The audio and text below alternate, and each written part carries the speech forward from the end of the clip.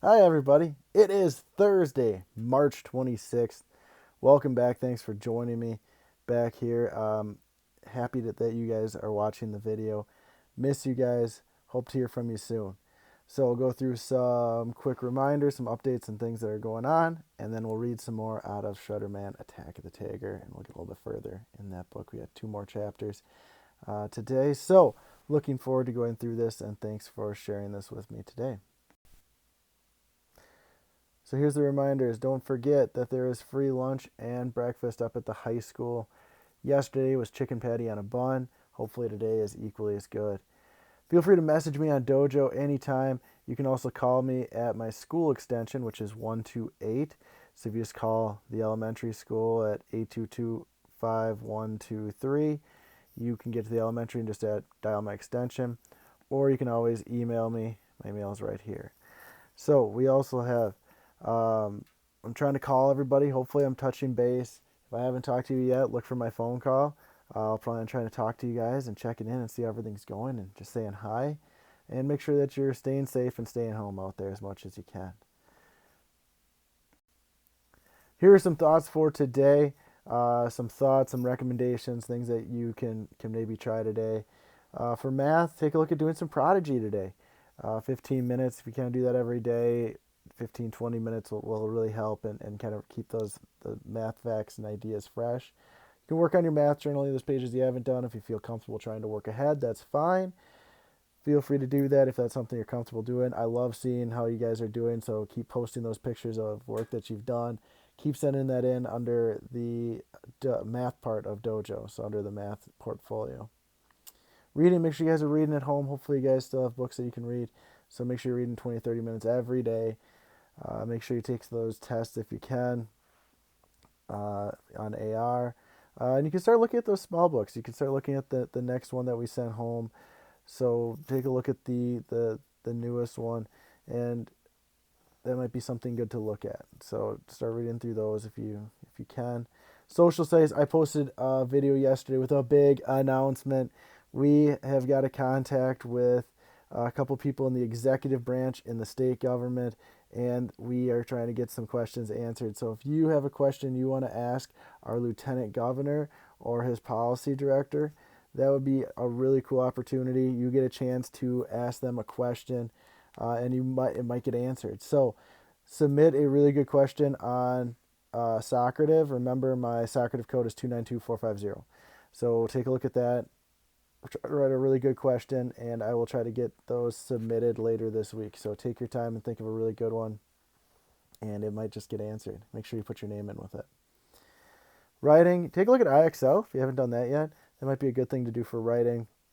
Log on there and spend a couple minutes just practicing IXL. Don't forget that Mr. Buckley had a post. Check out social studies. It's supposed to be a little nicer weather today, so make sure you guys get out and maybe do something fun, especially since it was so rainy yesterday. Maybe you can get outside today. Now on to Shredderman, Attack of the Tiger. We left off yesterday. We'll be starting chapter 7 today. So we read about Nolan trying to get more information. He rode out to the mall and was collecting more information, getting pictures for his website. So I'll pick up on chapter 7, Fighting Back. I rode home even faster than I'd ridden there. Pump, pump, pump. I was cranking those pedals, maximizing those gear ratios. I even hopped the curb for the first time in my life. Woohoo! When I came through the garage, Mom acted like I'd just come home from war. Where have you been? What took you so long? I kept looking out the window and didn't see you go by once. Mom, don't mom me. She followed me to the fridge. Honey, what's gotten into you? I slurped another juice box dry. Didn't even close the fridge. Honey, she took off her helmet. You're sweating. Did superheroes sweat? Not that I've ever seen. I swatted her off. Mom, I just went riding, okay? Quit making such a big deal out of it. I jabbed a straw through the next juice box and headed down to my room.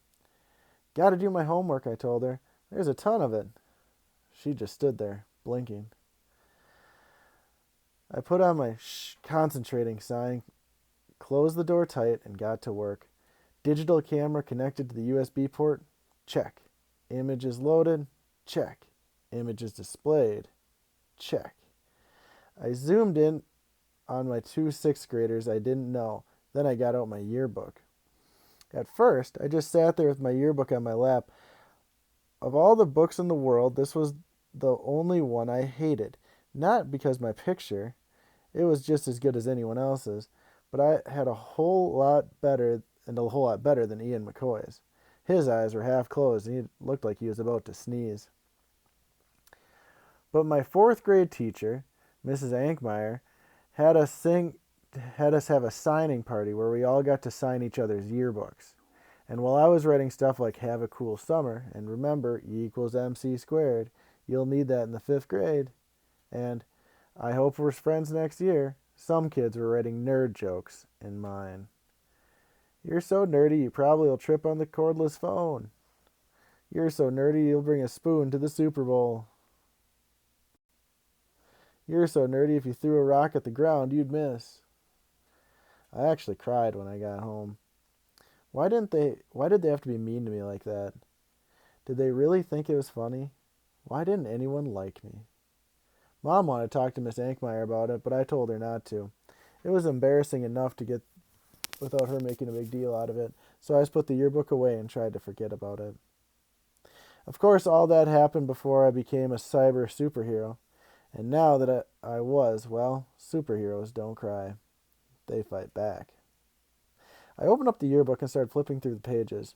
All 4 of the 6th graders I had seen at Old Town Mall had been in Mr. Green's 5th grade class last year. They were Ryan Voss, Carl Blanco, Manny Davis, and A.J. Penny.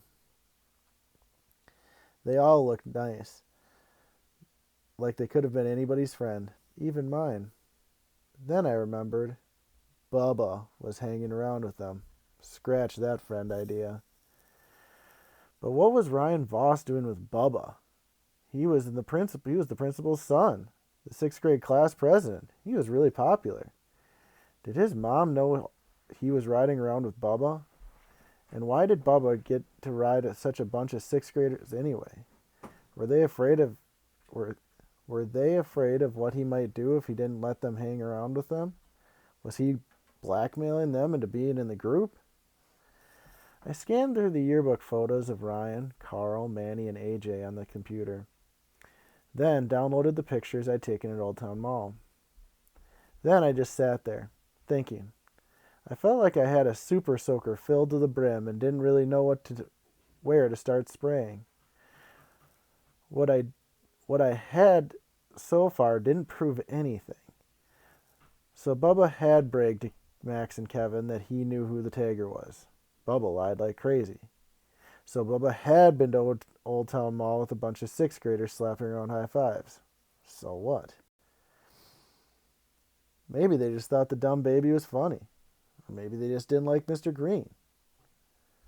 "Nolan, dinner," my mom called up the hallway. I saved everything quick, then clicked off the monitor in a nick of time. "Nolan?" Dad was peeking in my room. "Hey, champ, it's dinner time." "Coming." I tripped over myself getting out of the room before he could wander in. "How'd work go?" I asked, and then I led the way to the kitchen. "Did they find out who sprayed the graffiti?" "Not yet," Dad said. "But the tagger's been busy. I suppose you know that he sprayed your teacher's van." "The tagger?" Mom asked, putting her platter of chicken on the table. "Is that what they're calling him?" "That's right," my dad said as he scooted up the chairs. "My headline tomorrow reads, 'Tagger hits Old Town.' But he's hit 2 other places now, too." "2 other?" I asked, grabbing a chicken leg. "Mr. Green's van and the Cedar Creek Bridge." I was paying attention, boy. I asked, "All dumb babies?" "Uh-huh." "Wait a minute," Mom said, serving the carrots. "Dumb babies? What do you mean? Did they say so? Did they say anything?" I pulled a dumb face, or I pulled a dumb baby face. Duh. "Nolan," she scolded. Dad laughed. Duh is exactly what they say, Eve. And that's pretty much what they look like. I chomped down on my chicken, ripping the meat off the bone like a caveman. Were they all red, Dad? The one on the bridge is purple. I was gobbling food like mad. They didn't have any idea who did it? Just some punk kid causing trouble, I'm sure. The police are on top of it, but if they don't have much to go on. They started questioning places that sell spray paint, but that'll take some time. He looked down at me. Good grief, Nolan, slow down. Milk, please, I said through the chicken. More carrots, too. Superheroes need strong bones and good night vision. Dinner was barely over when Dad got a call, and when they hung up, he grabbed his coat and said, The tiger struck again. I'm going to check it out. But Stephen, my mom said, then threw her hands up into the air. There was no sense in arguing with him, and she knew it. Can I come? I asked. I thought you had a mountain of homework, Mom said. I do, but I'll get it done. Dad said to my mom, I think it's great that he's showing some interest. It'll be fun to have him along. Mom shrugged. Okay. Yes, I cried, and then I raced down to my room to collect my Shredder Man gear.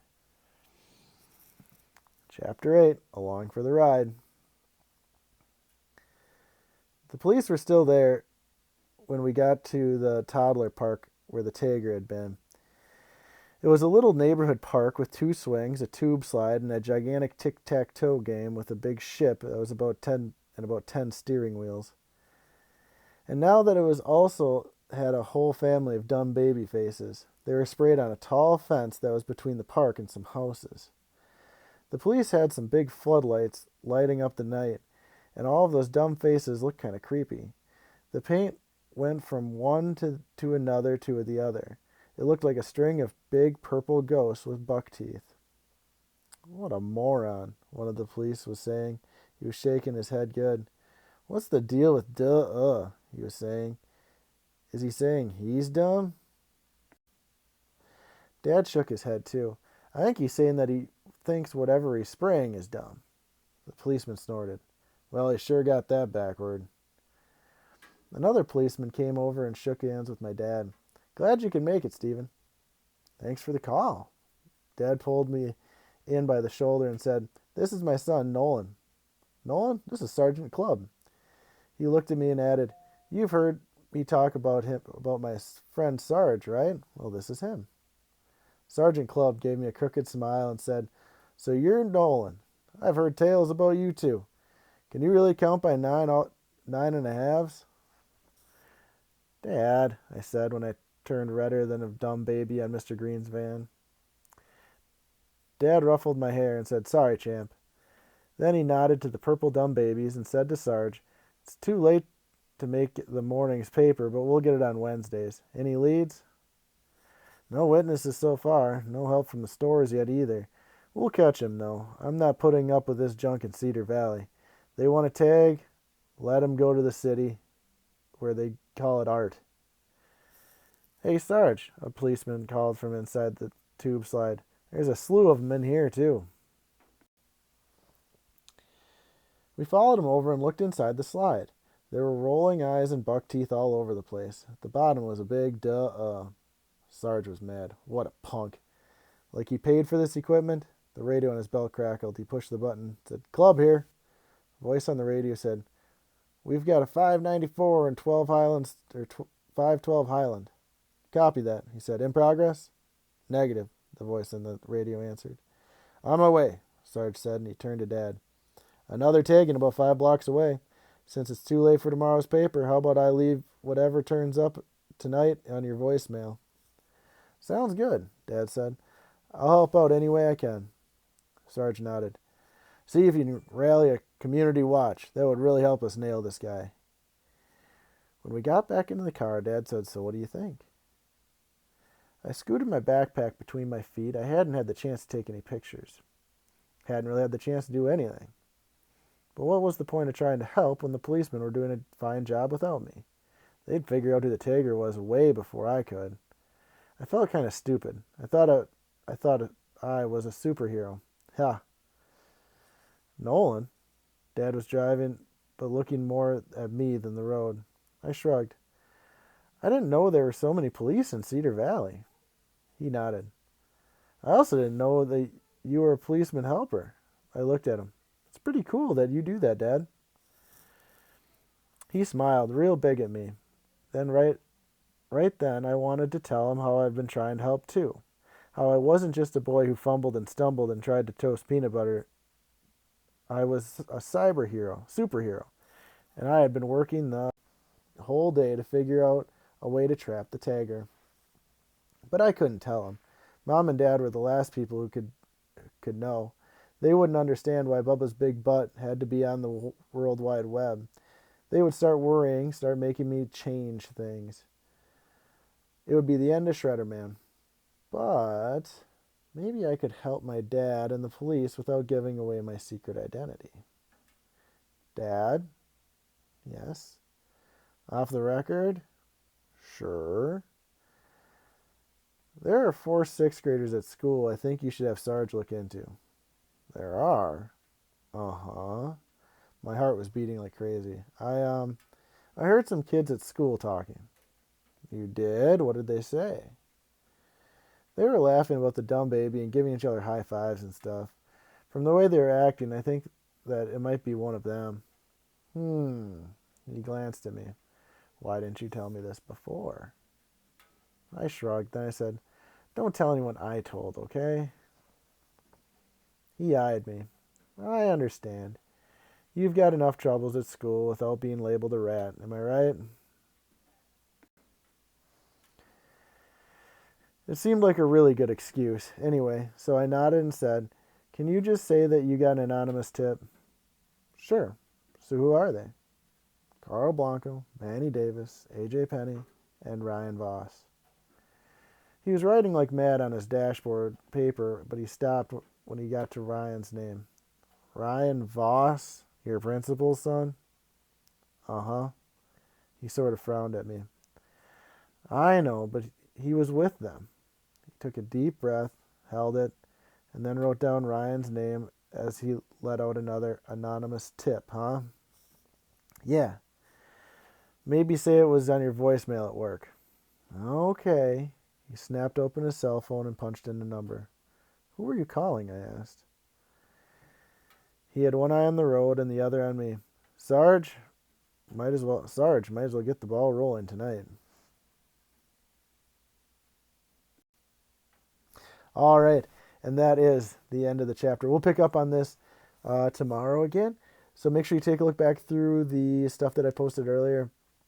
Take a look at the ideas I have for today. And I'll keep calling you guys. So I'm looking forward to hearing from you. Keep sending me messages. Keep updating me on what's going on. I love to hear it. So keep those coming in. And I can't wait to hear more from you guys. I'll talk to you later.